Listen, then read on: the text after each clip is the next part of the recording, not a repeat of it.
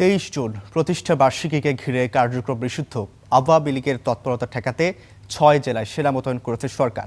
দুপুরে সচিবালয়ে স্বরাষ্ট্রমন্ত্রী জানান, গোয়েন্দা তথ্যের ভিত্তিতে ঢাকা, নারায়ণগঞ্জ, চট্টগ্রাম, ফরিদপুর, গাজীপুর ও গোপালগঞ্জে 30 জুন পর্যন্ত সেনা মোতায়েন থাকবে। ইউএন টু সিভিল পাওয়ারের আওতায় সিদ্ধান্ত নেওয়া হয়েছে বলে জানান সালাউদ্দিন আহমেদ। এর আগে স্বরাষ্ট্র মন্ত্রণালয়ের দেয়া এক প্রজ্ঞাপনে বলা হয়, কার্যক্রম নিষিদ্ধ দলটি বেআইনি মিছিল, শোডাউন ও নানা কর্মসূচির মাধ্যমে নাশকতা ও বিশৃঙ্খলা তৈরির চেষ্টা করছে। তাতে আইন শৃঙ্খলা পরিস্থিতির অবনতির শঙ্কায় সেনা মোতায়েন করা হচ্ছে। জননিরাপত্তায় 22 জুন থেকে 30 জুন পর্যন্ত মাঠে থাকবে সেনা সদস্যরা।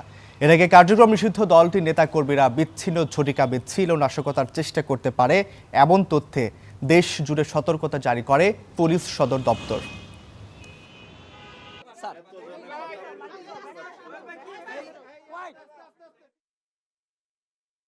আজকে থেকে 30 তারিখ পর্যন্ত আমাদের সেনা সদস্যদেরকে আবার ইউএন টু সিভিল পাওয়ার আমরা আইন মোতাবেক Dhaka metro, Chattogram metro, Narayanganj, Gazipur metro এবং এর বাইরে 2টি জেলা তাতে আমরা ডিপ্লয় করেছি। এ নিয়ে জানাতে নারায়ণগঞ্জ, গাজীপুর ও গোপালগঞ্জ থেকে যুক্ত হচ্ছেন আমাদের সহকর্মীরা। আমরা শুরুতেই যাব নারায়ণগঞ্জে, সেখান থেকে যুক্ত হচ্ছেন আমাদের সহকর্মী রাজু। আমরা তার কাছেই যেতে চাই। রাজু, আসলে যেমনটি আসলে বলছিলাম যে দর্শক, আমাদের সঙ্গে কিন্তু নারায়ণগঞ্জ থেকে যুক্ত আছেন রাশেদুল ইসলাম রাজু এবং গাজীপুর থেকে যুক্ত আছেন হুসাইন আলী বাবু এবং গোপালগঞ্জ থেকে যুক্ত আছেন নুরুল আলম ফয়সাল। আমরা একটু শুরুতেই নারায়ণগঞ্জে যেতে চাই, সেখান থেকে যুক্ত আছেন আমাদের সহকর্মী রাজু। রাজু, আপনার কাছে একটু জানতে চাই যে নারায়ণগঞ্জের কি অবস্থা। যেমনটি আসলে বলছিলাম যে সেনা মোতায়েন করার কথা, সেনা মোতায়েন কি করা হয়েছে কিনা এবং সেই সাথে এখন পর্যন্ত কি তথ্য আছে জানাবেন আমাদের।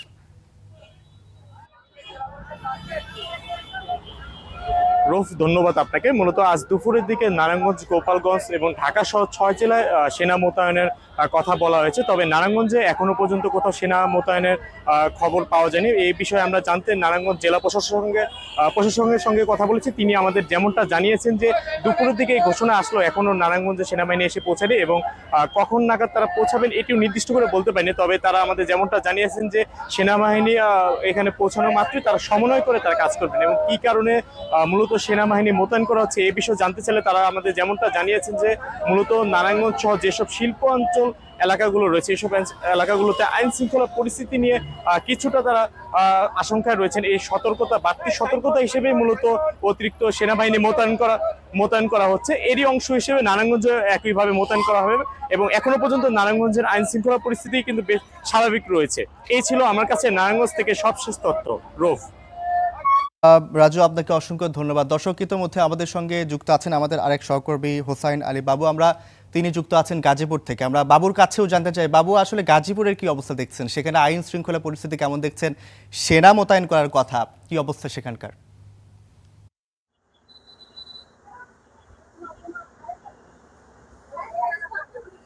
রফ, এখনো পর্যন্ত আসলে আমরা মহাসড়ক রয়েছে, সেখানে কিন্তু আসলে সেনাবাহিনীর কোনো টহল এখনো পর্যন্ত আমাদের চোখে পড়েনি। আসলে ঢাকা এবং গাজীপুর জেলা সহ প্রায় 6টি জেলায় আসলে আইন শৃঙ্খলা পরিস্থিতি স্বাভাবিক রাখতে এই সেনাবাহিনী মোতায়েন করা হয়েছে। আমরা যতটুকু তথ্য নিয়েছি, গাজীপুরে যে জেলা প্রশাসক তার সাথে কথা বলছি, আসলে এখনো পর্যন্ত তারা এরকম কোনো নির্দেশনা তাদের কাছে এখনো আসেনি।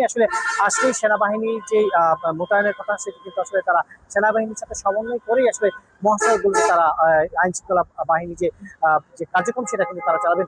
এছাড়াও একটি তথ্য দিয়ে রাখি, গত কয়েকদিন ধরে কিন্তু আসলে গাজীপুরের বিভিন্ন জায়গায় কিন্তু নিষিদ্ধ সংগঠন আওয়ামী লীগ, যুবলীগ, ছাত্রলীগের কিন্তু বিভিন্ন মিছিল হচ্ছে মহাসড়কগুলোতে। সেই সড়কগুলোতে আসলে এই যে আইন শৃঙ্খলা পরিস্থিতি, সেখানে কিন্তু যান চলাচল এবং মানুষের ভিতরে কিন্তু একটি আতঙ্ক সৃষ্টি হয়েছে।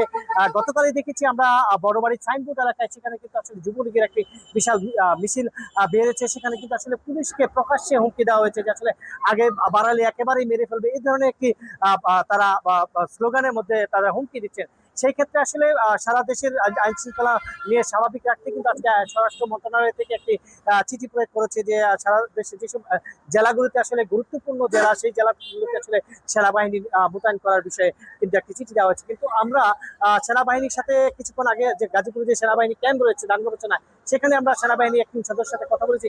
তিনি যেটা জানিয়েছেন যে আসলে তাদের একটি মিটিং চলছে, মিটিং এর পরে আসলে তারা আমাদের সাথে সার্বিকভাবে বিষয়ে জানাবেন আসলে কখন তারা মহাসড়কে নামবেন এবং কখন তারা তাদের এই টহল গুলা থাকবে।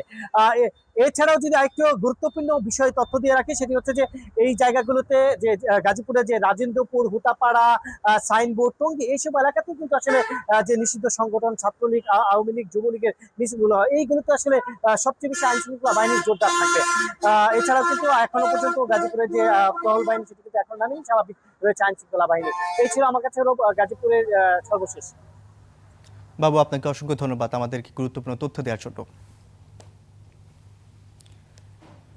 দর্শক, নারায়ণগঞ্জ এবং আমাদের আরেক সহকর্মী যুক্ত ছিলেন, তারা জানাচ্ছিলেন এই কার্যক্রম নিষিদ্ধ আওয়ামী লীগের যে আলোচনা সভা হওয়ার কথা সেই বিষয়ে বিস্তারিত জানাচ্ছিলেন।